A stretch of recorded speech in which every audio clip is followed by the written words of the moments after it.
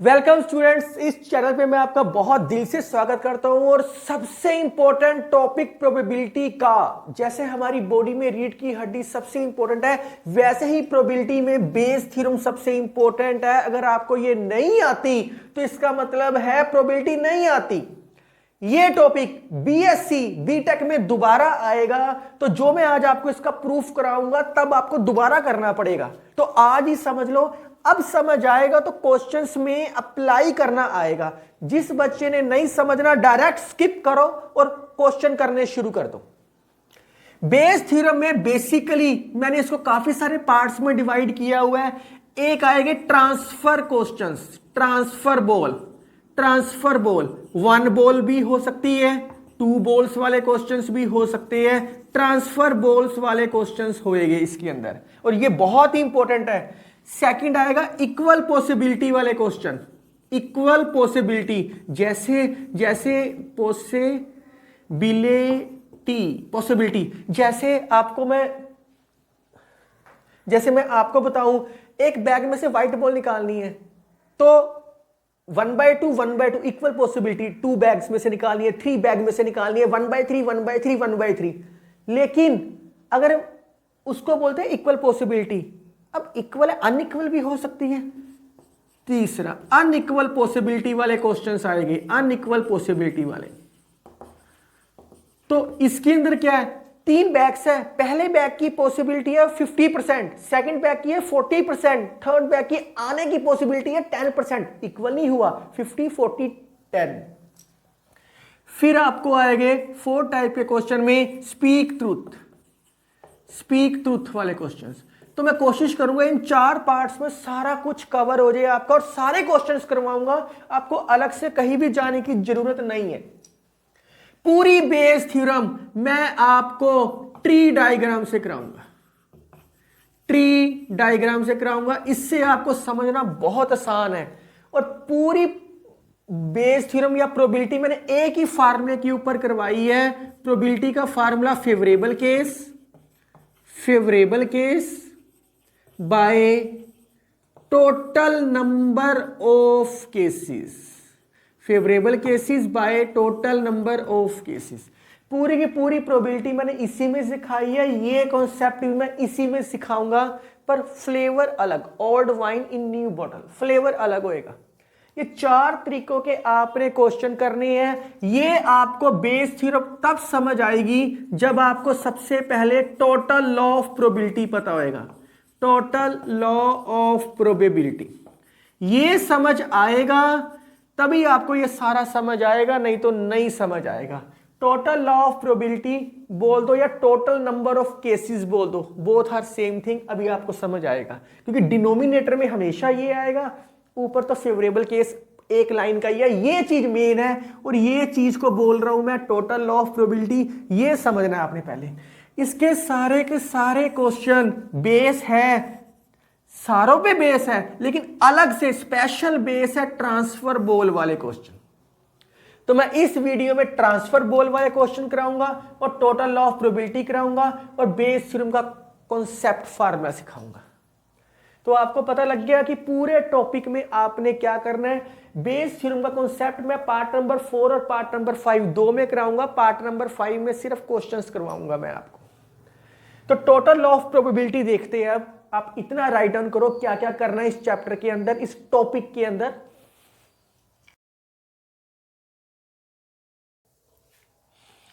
Student, statement आपके सामने है, ये पेपर में श्योर है, लिखवा लो, 6 मार्क्स का आना ही आना होता है। ये थ्योरम जिसने नहीं देखनी वो स्किप करो और लास्ट में आंसर देख लो, लेकिन देखोगे तभी समझ आएगा, क्वेश्चन ज्यादा क्लैरिटी होएगी आपको, नहीं तो क्रैमिंग बेस रहोगे आप। टोटल लॉ ऑफ प्रोबेबिलिटी मतलब डिनोमिनेटर में जो टोटल लॉ ऑफ केसेस लिखते हैं वो करवा रहा हूं। पेपर में 6 मार्क्स का क्वेश्चन इसमें से आना ही आना है, श्योर है। क्वेश्चन में कह रहा है E1 E2 up to Son En, बहुत सारे इवेंट्स दे रखे हैं और ये सारे के सारे नॉन जीरो अकरेंस हैं। नॉन जीरो अकरेंस का मतलब होता है म्यूचुअली एक्सक्लूसिव है, जिनका आपस में कोई लिंक नहीं है।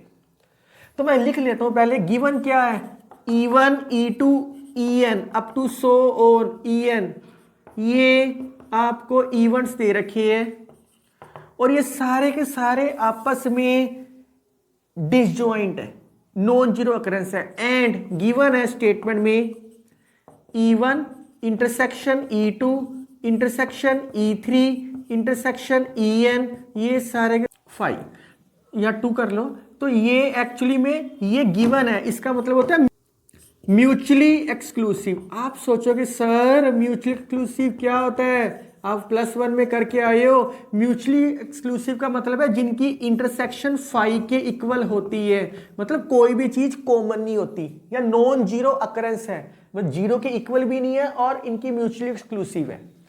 अभी भी आपको समझ नहीं आ रहा सर ये क्या है, और गिवन है स्टेटमेंट में A is the event associated with these element, ये सैंपल स्पेस के एलिमेंट है S sample space. A is the event associated with S. अभी भी आपको समझ नहीं आया, अब स्टेटमेंट समझ आएगी। अब मैं बताता हूं, मैं इसकी एक पिक्चर बना के आपको प्रॉपरली बताता हूं। मैंने एक सैंपल स्पेस बनाया, इस सैंपल स्पेस में इतने सारे एलिमेंट्स हैं, इनको बांट दो, मतलब इनके घर बना दो। तो ये E1 E2 E3 E4 ऐसे करते करते मैंने बहुत सारे घर बना दिए, बहुत सारे घर बना दिए EN तक। आप सोचोगे सर ये बीच में क्यों नहीं बना ले, बीच में भी बना लो यार, बनाना चाहते हैं तो ये लो, बीच में और भी बनाई जाओ, सारों में बनाई जाओ घर। तो मैं अभी बड़ी पिक्चर बना रहा हूं, अभी छोटी पिक्चर बनाऊंगा तो ज्यादा क्लियर होएगा। ये सारे के सारे क्या डिसजॉइंट है, ये घर अलग है, ये रूम अलग है, ये रूम अलग है, सारे रूम अलग अलग है, और ये ए एसोसिएटेड है इन सारों के साथ। इन सारों के बीच में ए चीज प्रॉपरली कॉमन है, ए प्रॉपरली सारों के साथ अटैच है। स्टूडेंट इस सैंपल स्पेस का मतलब पता क्या है, एस कैसे बना है, E1 union E2 union E3 union E4 union EN। इसका मतलब ये होता है इस लाइन का मतलब। तो ये और ये आपस में सारे क्या डिसजॉइंट, लेकिन किसके साथ अटैच है, ए के साथ अटैच है। तो मैं ऐसे करता हूं, छोटी पिक्चर बनाता हूं तब ज्यादा समझ आएगा। मैं एक छोटी पिक्चर बनाता हूं, ये बीच में भी बॉक्स है, ये बीच में बॉक्स है सारे, पर आपको समझ नहीं आएगा, इसलिए मैं आपको एक छोटी पिक्चर बना के देता हूं। मैंने 4 एलिमेंट्स में बांट दिया, एक का नाम E1 दे दिया, E2 E3 E4। मैं छोटा पार्ट बता रहा हूं। इन सारों के बीच में ए एसोसिएटेड है, मैंने ए एसोसिएट कर लिया, ये सारा ए है। तो मैंने ए ही इवेंट है जो हर बंदे के साथ अटैच है, मतलब ये एक बिल्डिंग है, इस बिल्डिंग को रेंट पे दे रखा है और ए बंदा कोई रेंट लेने आता है, हर बंदों के साथ अटैच है, हर कमरे का रेंट लेके आता है, बस वेरी सिंपल। या होटल आप मान लो, मैनेजर है ये उसका। तो ये चीज क्या होगी, ये चीज सिर्फ ये चीज, ये वाली चीज, ये चीज आपके पास क्या होगी, ए इंटरसेक्शन E1। ये चीज ए के अंदर भी है, E1 के अंदर भी है। ये चीज क्या होगी, ए इंटरसेक्शन E2। ये वाली चीज क्या होगी, ए इंटरसेक्शन E3। और ये चीज क्या होगी, थोड़ी सी ए इंटरसेक्शन E4। मैं 4 में ही करवा रहा हूं। तो अगर आप ध्यान से देखो ए कैसे बना है, ए इन चारों की यूनियन करके ही बना होएगा। तो मैं लिख सकता हूं here A is equal to A intersection E1 union A intersection E2 union A intersection E3 union A intersection E4। ऐसे करते करते EN तक चला जाऊंगा, क्योंकि मैंने इसकी छोटी रफ पिक्चर समझाने के लिए बनाई है। ये चीज कॉमन है, ए के अंदर भी है, E1 के अंदर भी है, up to so on A intersection EN। मैंने इस चीज को NH तक ले गया, मैं NH तक ले गया। और ध्यान से, क्या इनका आपस में कोई लिंक है, ये सारे के सारे डिसजॉइंट है। या लिख लो साइड पे, ऑल आर म्यूचुअली एक्सक्लूसिव या डिसजॉइंट।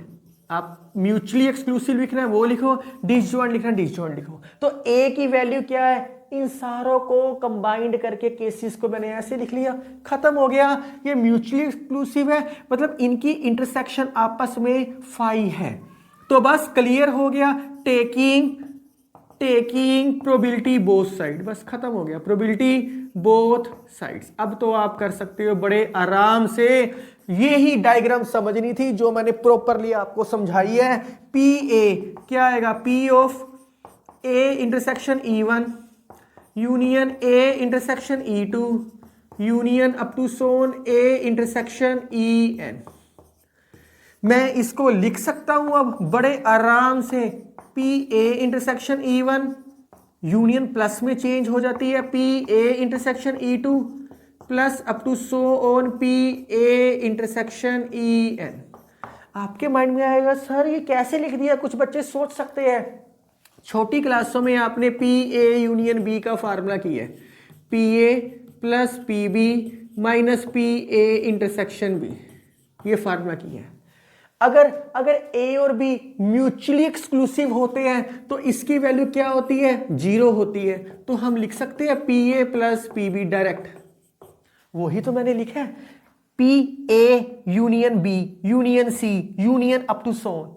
तो ये सारे के सारे क्या है, म्यूचुअली एक्सक्लूसिव, इनका आपस में कोई लिंक नहीं है। ए इंटरसेक्शन E1 और ए इंटरसेक्शन E2, ए इंटरसेक्शन E1 और ए इंटरसेक्शन E2, इन दोनों में कोई भी चीज कॉमन नहीं है, फाई है। इन दोनों में, इन दोनों में, इन दोनों में, इन सारों में फाई है, इसलिए यूनियन प्लस में चेंज, यूनियन को डायरेक्ट मैं प्लस में चेंज कर सकता हूं, P A plus P B लिख सकता हूं, वो तो 0 होगी। तो P A plus P B plus up to so on P N लिख सकता हूं।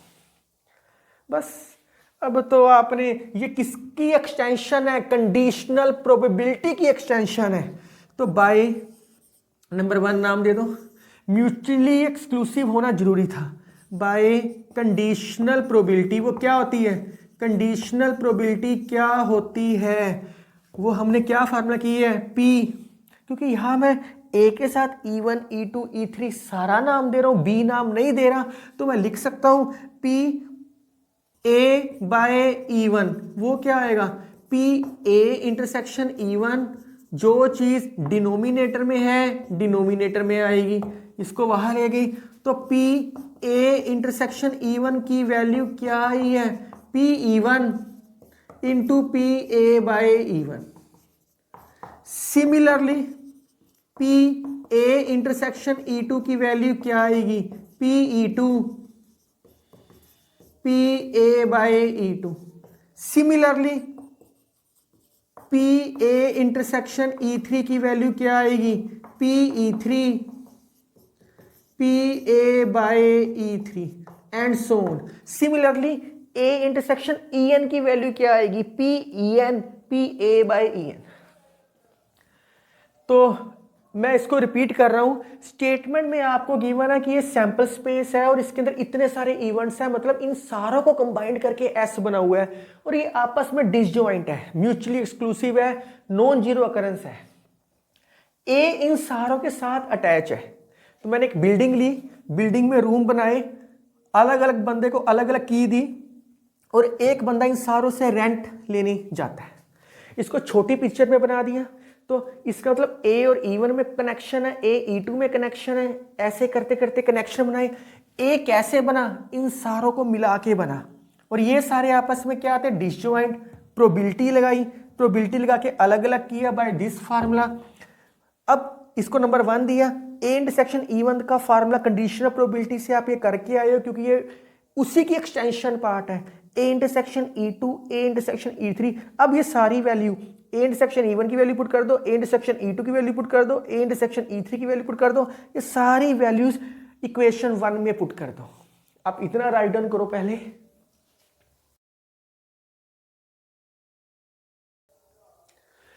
ये वैल्यूज 1 इक्वेशन में पुट कर दो, पुट इन 1 इक्वेशन। तो पी ए का फार्मूला क्या हो गया, इसकी वैल्यू क्या है, P E1 P A by E1। अगले का क्या हो गया, P E2 P A by E2, P E3 P A by E3। Question आपको सिर्फ 3 या 4 तक ही आते हैं क्योंकि हमने तो n तक की करनी है ना, जनरलाइज करनी है चीज। P EN P A by EN, this is the formula of total law of probability formula. ये फार्मूला आपने क्वेश्चंस में यूज करना है। याद भी नहीं करना, मैं आपको ट्री डायग्राम से कराऊंगा। ये ए सारों के साथ अटैच है, ए सारों के साथ अटैच है। पता कैसे लगेगा कि ए है? क्वेश्चन में गिवन होएगा एक फाउंड वर्ड दे रखा होता है, या सिलेक्टेड वर्ड दे रखा होता है, या हैपन वर्ड दे रखा होता है। आपको अंडरस्टूड है, A is associated with R, A is selected from all events, A is found to be common, कुछ ऐसे दे रखा होएगा तो पता लगेगा कि टोटल लॉ ऑफ प्रोबेबिलिटी का क्वेश्चन है ये। तो आप देखो कंडीशनल प्रोबेबिलिटी को यूज करके ही मैंने एक्सटेंशन की है, तो इसलिए ये एक्सटेंशन किसकी है? कंडीशनल प्रोबेबिलिटी की। तो ये formula total law of probability का है। इसके बेस पे अब हम कुछ क्वेश्चंस करते हैं, फिर हम बेस थ्योरम शुरू करेंगे। वो एक लाइन में समझ आ जाएगी अगर ये समझ आ गया तो आपको।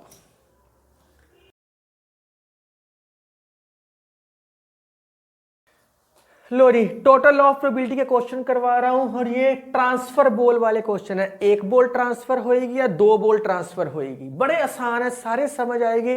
ये पार्ट समझ आ गया तो बेस थ्योरम आपके लिए 2 मिनट का काम है, अगले 2 मिनट में हो जाएगी। आपको बुक भी अलग से रेफर करने की जरूरत नहीं है, क्योंकि मैं सारे क्वेश्चंस कराऊंगा आपको ऑलमोस्ट।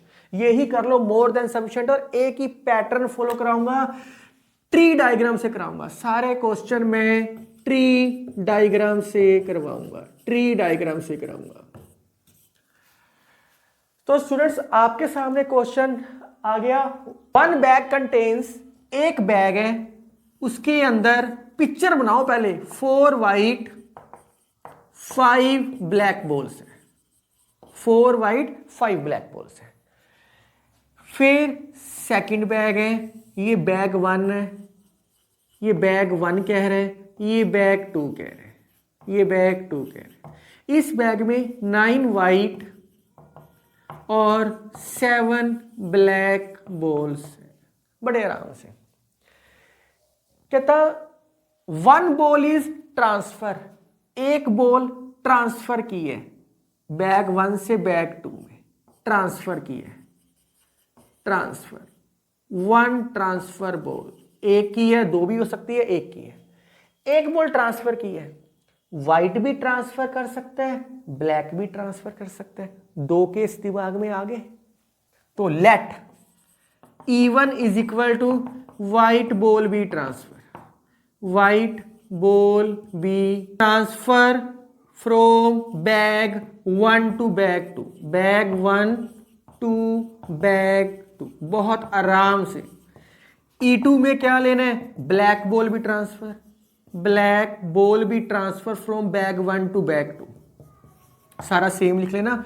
E1 में E1 बैग, अब इसमें से जब व्हाइट बॉल ट्रांसफर करेंगे, एक का नाम E1 दे दिया, हमेशा E1 दूंगा, एक का नाम E2 दे दिया, एक का नाम E1 दे दिया, एक का नाम E2 दे दिया। E1 बैग में जब व्हाइट बॉल ट्रांसफर होगी, 10 व्हाइट्स 7 ब्लैक, इसके अंदर क्या हो गया? 10 व्हाइट्स 7 ब्लैक। E2 बैग में ब्लैक बॉल ट्रांसफर की है, 9 व्हाइट 8 ब्लैक, 9 व्हाइट 8 ब्लैक। ये चीज समझ आ गई। ये पिक्चर बनानी हर क्वेश्चन में बहुत जरूरी है, याद रखना। ये पिक्चर बनानी है, व्हाइट बॉल ट्रांसफर करोगे, बैग चेंज हो गया, ब्लैक बॉल ट्रांसफर करोगे, बैग चेंज हो गया, खत्म हो गया ट्री डायग्राम से। तो अब ये टोटल कॉमन चीज है, स्टेटमेंट में दे रखा है व्हाइट बॉल बी ड्रॉन। तो let A is equal to white ball be drawn, white ball be drawn from bag 2।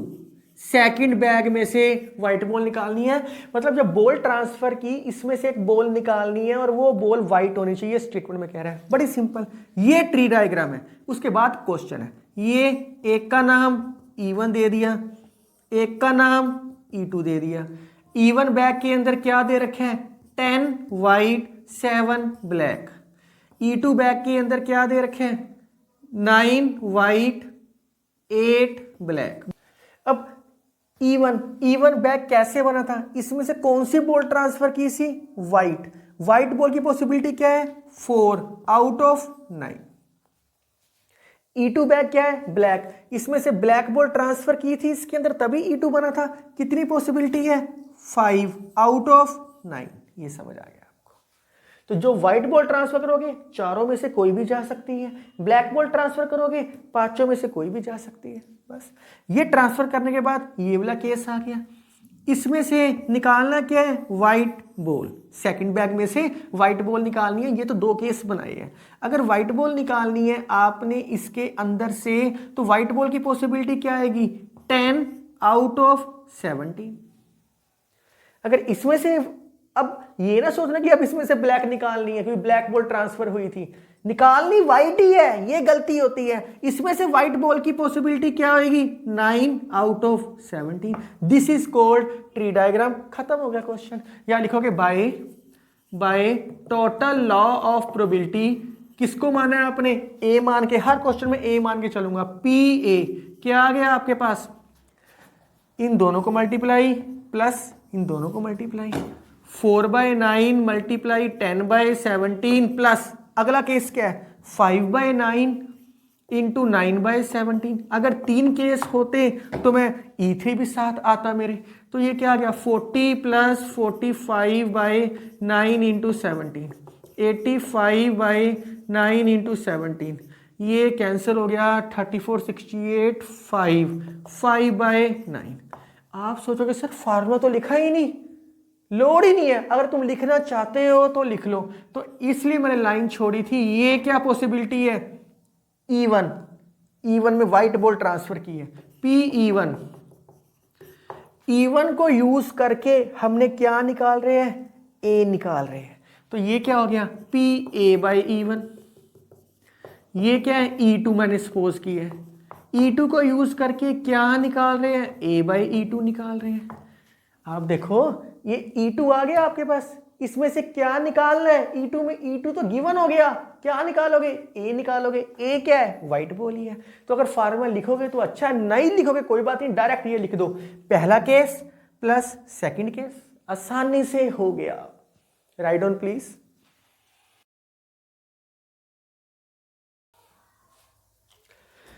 जो क्वेश्चन आपके सामने है सेम। कहता एक बैग के अंदर 5 white 6 black, 5 white 6 black balls है। ये बैग 1 हो गया। और दूसरे बैग के अंदर 7 व्हाइट 3 ब्लैक बॉल्स है। बहुत आराम से हो रहा है क्वेश्चन, अलग से कुछ भी करने की लोड़ नहीं है। ये मैथ की ब्यूटी है, बड़े आसानी से हो रहे हैं। जितना आप इससे प्यार करोगे वो उतना आपसे करेगा। कहता बैग 1 में से बैग 2 में बॉल ट्रांसफर करनी है। 1 बॉल ट्रांसफर। अब जो ट्रांसफर बॉल करनी है, हमें क्या पता व्हाइट करने की ब्लैक करनी है, इसलिए दो केस बने थे पिछले क्वेश्चन में भी। तो मैं मान लेता हूं let E1 is equal to white ball be transfer, white ball be transfer from bag 1 to bag 2, from bag 1 to bag 2। जैसे मैं लिखवा रहा हूं पेपर में सारा ऐसे ही लिख के आना, ट्री डायग्राम ऐसे ही सब कुछ लिख के आओगे। E2 is equal to black ball भी हो सकती है, black ball be transfer from bag 1 to bag 2। अगर इसके अंदर से व्हाइट बॉल ट्रांसफर की, उसका नाम E1 नाम दी है, तो क्या आ गया उसके अंदर? 8 व्हाइट 3 ब्लैक। अगर इसके अंदर ब्लैक बॉल ट्रांसफर की तो उसका नाम E2 दी है। क्या आ गया अपने पास? 7 व्हाइट 4 ब्लैक। आराम से एक एक लाइन पढ़ो तब समझ आएगा।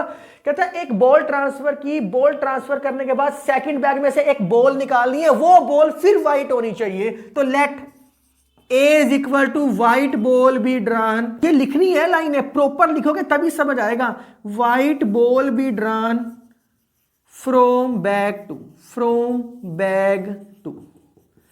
तो वो ही काम। अब एक का नाम डॉट से शुरू करना है, E1 दिया, एक का नाम E2 दिया। E1 बैग में चीजें पड़ी है 8 व्हाइट 3 ब्लैक। E2 बैग में चीजें जो पड़ी हुई है वो है 7 व्हाइट 4 ब्लैक। इसके अंदर पॉसिबिलिटी क्या है व्हाइट आने की? 5/11। इसके अंदर पॉसिबिलिटी क्या है ब्लैक आने की? 6/11। यहां तो व्हाइट और ब्लैक आता है, पर आगे निकालना क्या है, व्हाइट बॉल सेकंड बैग में दो चीजें बन गई ना, तो इसमें से निकालना मतलब इनमें से निकालना, एक ही बात है। तो इसमें से व्हाइट बॉल निकालनी है तो क्या आएगा 8/11, चाहे ट्रांसफर इसमें ब्लैक की है पर निकालनी तो व्हाइट ही है, 7/11 बस। By total law of probability, formula आप खुद लिख लेना, डायरेक्ट मैं लिख रहा हूं, इन दोनों को मल्टीप्लाई 5/11 मल्टीप्लाई 8/11 प्लस अगला केस इन दोनों को मल्टीप्लाई 6/11 मल्टीप्लाई 7/11, 40 प्लस 42/121, 82/121। आराम से हो रहे क्वेश्चंस।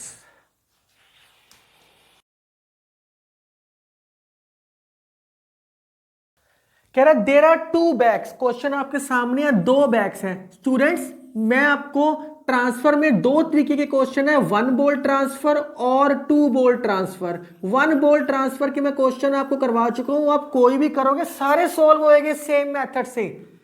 मैं आपको 2 बॉल ट्रांसफर वाले क्वेश्चंस करवा रहा हूं। कहता है 2 बैग्स हैं, एक बैग 1 के अंदर 5 व्हाइट और 3 ब्लैक बॉल्स हैं, दूसरे बैग के अंदर आपको 3 व्हाइट बॉल्स है, 5 ब्लैक बॉल्स है। कहता 2 बॉल्स आर ट्रांसफर, बहुत ध्यान से देखना, 2 ball transfer, 2 balls transfer, 2 ball transfer. 2 ball transfer का है स्टूडेंट इसके अंदर। स्टूडेंट जितना आप कूल माइंड से मैथ करोगे उतना ही अच्छा है, ये ब्यूटी है मैथ की, क्योंकि इसमें केसेस बनते हैं, बहुत प्यार से करने वाली है। स्टूडेंट्स कोशिश किया करो कि एक दिन में एक वीडियो देखनी है, अगर फर्स्ट टाइम देख रहे हो, अगर जैसे मैक्सिमम मिनिमा टॉपिक था, आप सारा का सारा टॉपिक इकट्ठा देखोगे, कंफ्यूजन क्रिएट हो जाएगी, समझ नहीं आएगा। मुश्किल टॉपिक को 1.25 या 1.5x पे स्पीड नहीं करनी, नॉर्मल स्पीड पे देखनी है आपने। तो इस क्वेश्चन को बहुत ध्यान से देखते हैं काके, 2 बॉल ट्रांसफर करनी है, या तो दोनों व्हाइट होएगी या दोनों ब्लैक होएगी, एक व्हाइट एक ब्लैक होएगी। तो let E one 2 white balls be transfer, white balls transfers from bag 1 to bag 2, 1 to bag E2। पहले 2 व्हाइट की है, अब एक व्हाइट एक black, 1 white and 1 black be transfer from bag 1 to bag 2, E3। Students कुछ teachers क्या करते हैं, वो कहते हैं नहीं पहली व्हाइट है फिर ब्लैक है, या फिर वो ऐसे भी कर सकते थे, पहली व्हाइट पहली ब्लैक फिर व्हाइट, एक एक्स्ट्रा केस बनाते हैं। मैं ऐसा कुछ भी नहीं करवा रहा, मैं क्वेश्चन में इसके प्रूफ में बताता हूं क्या प्रॉब्लम आएगी आपको। E3 2 black balls be transfer from bag 1 to bag 2। कहता ट्रांसफर करने के बाद दूसरे बैग में से निकालनी है, अब इसमें 3 केस बन गई, इसका मतलब एक E1 आएगा, एक E2 हो गया, एक E3 हो गया, इसके 3 पार्ट्स बन गए। अब आगे अब क्वेश्चन में कह रहा है कि ट्रांसफर करने के बाद एक व्हाइट और एक ब्लैक बॉल निकालनी है बैग 2 में से। तो let is a most dangerous word in mathematics, कुछ भी ना समझ आए लेट कर लो, अपने आप समझ आना शुरू हो जाएगा। Equal to 1 white and 1 black ball, 1 white and 1 black ball be drawn from bag 2।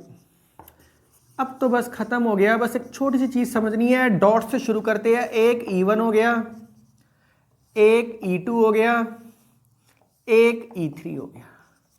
E1 में क्या था, 2 व्हाइट ट्रांसफर की, क्या हो गया 5 व्हाइट 5 ब्लैक। E2 में क्या है, E2 में क्या है 1 व्हाइट और 1 ब्लैक, 4 व्हाइट 6 ब्लैक। E3 में क्या है, E3 के अंदर क्या है 2 ब्लैक बॉल्स, तो ये क्या आएगा आपके पास 3 व्हाइट 7 ब्लैक बॉल्स। चलो E1 में से 2 व्हाइट बॉल ट्रांसफर करो, क्योंकि बॉल्स सेम ही है इसलिए कोई फर्क नहीं है। 2 व्हाइट बॉल ट्रांसफर करो, क्या आएगा 5/8, दूसरी 4/7। ये कम हो जाएगी क्योंकि सारी की सारी Bayes theorem, conditional probability, MTP without replacement के ऊपर बेस है सारी की सारी। E2 के अंदर क्या है, एक व्हाइट और एक ब्लैक बॉल ट्रांसफर करनी है। पहले व्हाइट ट्रांसफर करो 5/8 मल्टीप्लाई, फिर ब्लैक करो 3 आउट ऑफ नीचे कम 7। आपके माइंड में आएगा कि सर आपने पहले व्हाइट की है फिर ब्लैक की है, आप पहले ब्लैक करो फिर व्हाइट करो। दिमाग में सोचो, जब भी अलग अलग बॉल्स आएगी 2 से मल्टीप्लाई करना पड़ेगा। क्यों करना पड़ेगा? क्योंकि 2 केस बनते हैं। अगर मैं इसको सिंपल तरीके से बताऊं, पहले व्हाइट ट्रांसफर की फिर ब्लैक ट्रांसफर की, प्लस पहले ब्लैक ट्रांसफर की फिर व्हाइट ट्रांसफर की, क्योंकि ये सारी की सारी क्या बेस है, ये एक प्रोबेबिलिटी के ऊपर बेस है। तो 15 नीचे तो सेम है, 2 टाइम्स 5/8 3/7 लिख ही सकता हूं मैं इस चीज को कंबाइन करके। कुछ टीचर्स ऐसे लिखवाना पसंद करते हैं कि इसके अंदर से एक व्हाइट ट्रांसफर हुई है, एक ब्लैक ट्रांसफर हुई है, टोटल में से 2 बॉल ट्रांसफर होगी। कॉम्बिनेशन का मेथड मैं नहीं बता रहा, जिसने करना है कर सकते हैं। हम तो केसेस देख रहे हैं। जब भी अगर सेम बॉल्स है फिर तो कोई प्रॉब्लम ही नहीं है। अगर अलग अलग बॉल्स है फिर 2 केस बनते हैं, पहले व्हाइट फिर ब्लैक या पहले ब्लैक फिर व्हाइट, 2 केस बनते हैं, हमेशा याद रखना आप। अगले केस में क्या है, दोनों ब्लैक, इसमें कोई प्रॉब्लम ही नहीं है। 3/8 मल्टीप्लाई 2/7, बड़े आराम से हो गया, बहुत बहुत आराम से हो रहा क्वेश्चन, कोई प्रॉब्लम नहीं है। अब इसमें से निकालना क्या है, एक व्हाइट एक ब्लैक। व्हाइट 5/10, ब्लैक 5/9, लेकिन एक व्हाइट एक ब्लैक कहा है, इसलिए 2 से मल्टीप्लाई करना पड़ेगा। पहले व्हाइट फिर ब्लैक, प्लस पहली ब्लैक फिर व्हाइट, 2 केस बन गए। इसलिए 2 बॉल्स वाले क्वेश्चनों में मैं इस कॉन्सेप्ट से नहीं करवा रहा, जिसने इस तरीके से करना है 5C1 मल्टीप्लाई 5C1/10C2, इस तरीके से कर सकता है। एक ही बात है, कोई फर्क वाली बात नहीं है। अगले में इस क्वेश्चन को देखते हैं। 4/10 मल्टीप्लाई 6/9। अब एक व्हाइट और एक ब्लैक बॉल है, पहले व्हाइट फिर ब्लैक या पहले ब्लैक फिर व्हाइट, इसको भी 2 से मल्टीप्लाई करना पड़ेगा।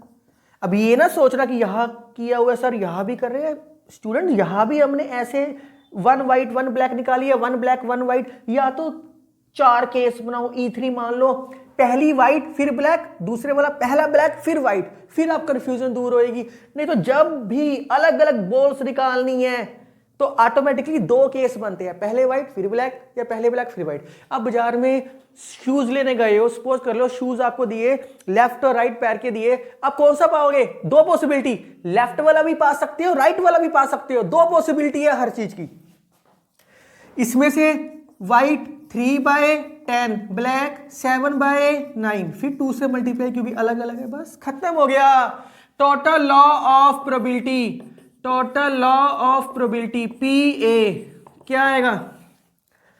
बस ये 2 वाला ध्यान रखना, कभी भी अलग अलग बॉल्स निकालते हैं तो 2 केसेस बनते हैं। जिस बच्चे ने ऐसे नहीं करना इस तरीके से सोच ले, ऐसे भी नहीं करना इस तरीके से सोच ले।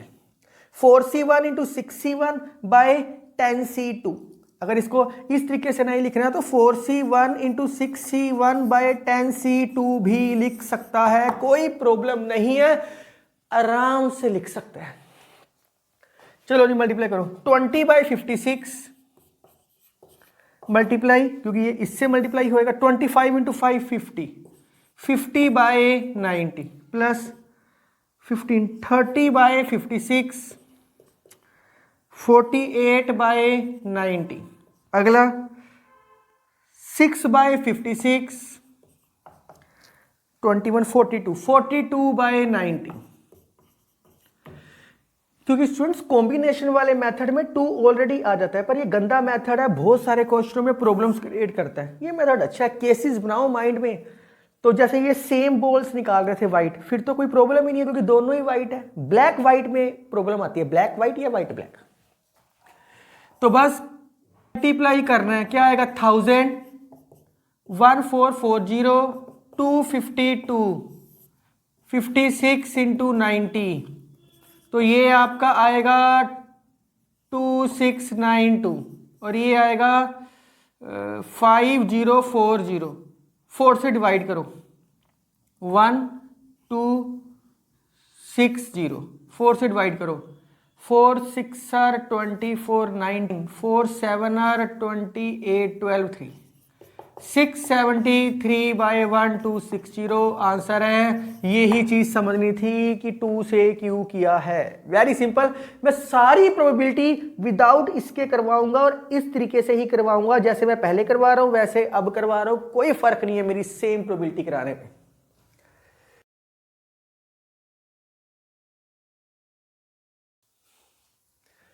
बहुत इंपॉर्टेंट क्वेश्चन है स्टूडेंट्स, आपके सामने है। You love maths and maths will love you.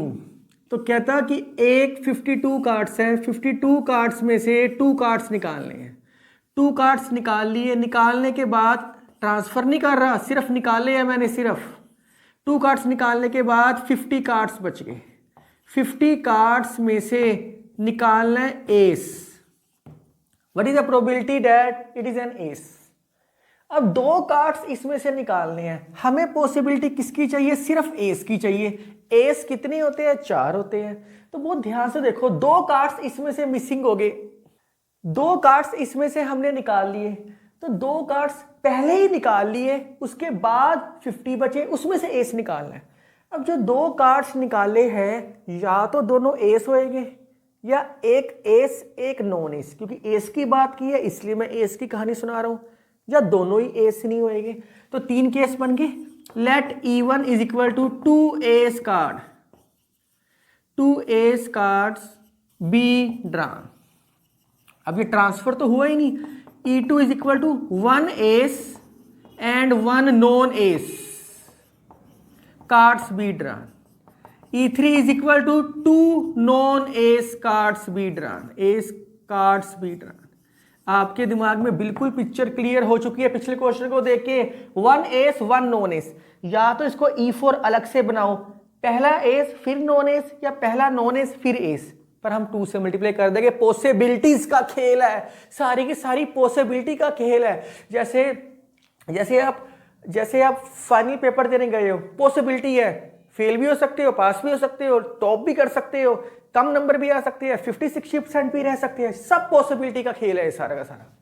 Cricket खेल रहे हैं, क्रिकेट में विराट कोहली को किसी ने बॉल पाई है तो वो 6 भी जा सकता है और आउट भी हो सकता है, मिस भी हो सकती है, सारी पॉसिबिलिटी है, कोई प्रेडिक्शन नहीं कर सकता इसके बारे में। तो उसके बाद क्या रहा है, एस निकालना है। Let A is equal to ace card be drawn, ace card be drawn. अब इसमें से 3 केस बन गए, एक E1 आ गया, एक E2 आ गया, एक E3 आ गया। अब आपको डॉट से शुरू करते हैं, E1 E2 E3। वो ध्यान से देखना, इसमें एस कितने होते हैं, 4 होते हैं टोटल, वो ध्यान से देखना। 2 एस कार्ड्स इसमें से निकाल लो, 2 एस तो क्या आएगा, 4/52 आउट ऑफ 3/51। 2 एस निकल गए बड़े आराम से। अगर 2 एस निकल गए, बहुत ध्यान से, 2 एस इसमें से निकल गए, तो E1 में कितने कार्ड्स बच गए, एस कितने बच गए, 2, और नॉन एस कितने बच गए, 48। टोटल कितने बच गए, 50। पॉसिबिलिटी है। अगला 1 एस और 1 नॉन एस। एक एस क्या आएगा, 4/52। दूसरा नॉन एस कितने होते हैं, अगर ये 4 है तो नॉन एस कितने हो गए, 48। 48/51।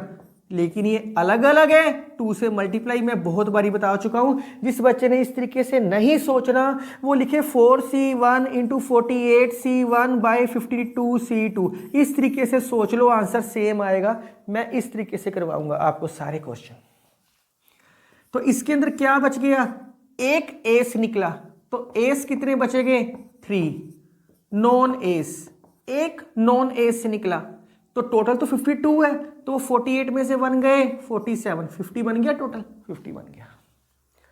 आगे दो नॉन एस, 48 बाय 52, 47 बाय 51, क्योंकि ये सेम है इसलिए 2 से मल्टीप्लाई नहीं करना। एस कितने है इसके अंदर 4 ही है, नॉन एस कितने हो जाएंगे 46 हो जाएंगे, खत्म हो गया क्वेश्चन।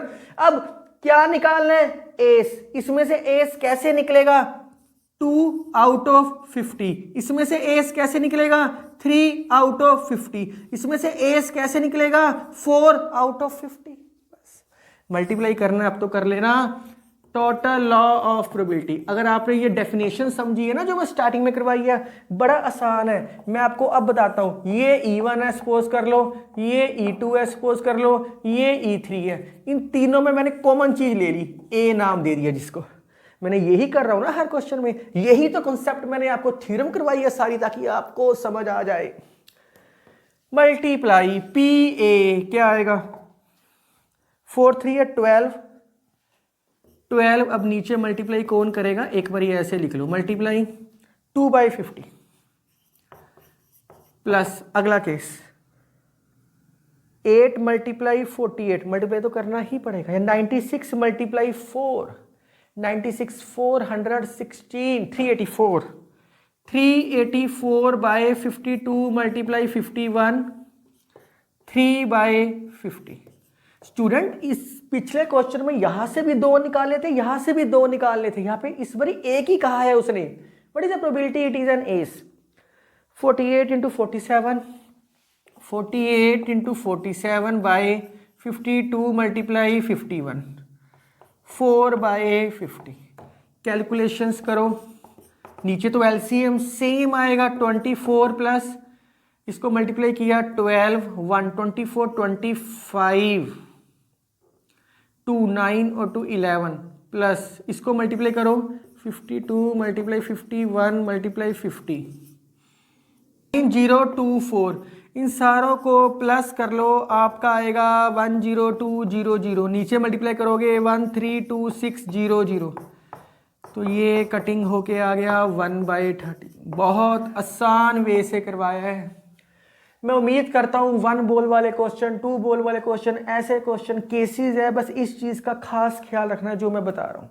वही केस है 4 एस हो गए, नॉन एस कितने हैं 48, तभी 52 बना। 2 कार्ड्स इसके अंदर डालने हैं, मिसिंग है, 2 कार्ड्स निकाल देने हैं, तो अब केसेस बन गए E1 E2 E3, वो केसेस बनाए और कुछ भी नहीं किया। तो देख के पता लग रहा है टोटल लॉ ऑफ प्रोबेबिलिटी का क्वेश्चन है। सो बहुत आसान तरीके से मैंने आपको करवाया है, बिल्कुल भी टफ नहीं करवाया, सेम पैटर्न से करवाया। शायद आपको फिर ये 2 की प्रॉब्लम आए, मैं रिपीट कर रहा हूं। आप बूट पा रहे हो, लेफ्ट पैर का पहले पाओगे या राइट पैर का, 2 पॉसिबिलिटी आ गई, लेफ्ट भी हो सकता है राइट भी। जहां पॉसिबिलिटी है वहां केस बनते हैं। कितने केस बन रहे हैं, एक एस एक नॉन एस, या एक नॉन एस एक एस, 2 केस बन रहे हैं। मैं बता रहा हूं, पहले एस फिर नॉन एस, या पहले नॉन एस फिर एस। एस क्या होएगा अगर मैं निकालना चाहूं तो वो क्या आएगा 4/52, non S 48/51, non S 48/52, S 4/51, क्योंकि विदाउट रिप्लेसमेंट है ना। 48/52, 48/52, 4/51, 4/51, इंटरचेंज ये और तो कुछ भी नहीं है। इसको मैं लिख सकता हूँ 2 टाइम्स 4/52 इंटू 48/51। मैंने ये ही लिख के दिया आपको। ऐसे भी नहीं करना चाहते तो डायरेक्ट करो फिर 4C1, 48C1, 52C2, इस तरीके से भी कर सकते हो डायरेक्ट, यही आंसर आएगा। तो हमने क्यों इतना माइंड खराब करना अपना। आप ऐसे समझो, आपके घर वालों ने कहा है कि बाजार जाके 2 चीजें लेके आओ, एक ही दुकान से लोगे कोई फर्क नहीं पड़ता टाइम का। अगर अलग अलग दुकान से चीजें लोगे टाइमिंग का फर्क आएगा। अगर आप 5 o'clock लेने गए हो तो दूसरी चीज 5:15 या 5:20 में लेने जाओगे। एक ही दुकान से 2 चीजें लेनी है तो बहुत आसान है। तो मैंने ये इस तरीके से फॉलो करना है, ये तरीके फॉलो नहीं करने, ये या ये नहीं करने, अंडरस्टूड है। पर जहां केसेस बनते दिखाई देंगे, वहां पॉसिबिलिटीज दिखाई दे रही है, वहां केस बनाने हैं बस। यहां केस बन नहीं सकते क्योंकि ये डायरेक्ट ही है, 2 एस 2 नॉन एस, एक ही शॉप से सामान खरीदना है, तो टाइमिंग तो सेम रहेगी। तो मेरे साथ आप बने रहो और मैथ को एंजॉय करते रहो। इस वीडियो में इतना ही। अगला पार्ट मोस्ट इंपॉर्टेंट है, बेस थ्योरम, वो इसी के ऊपर बेस है। Thank you, take care and write down.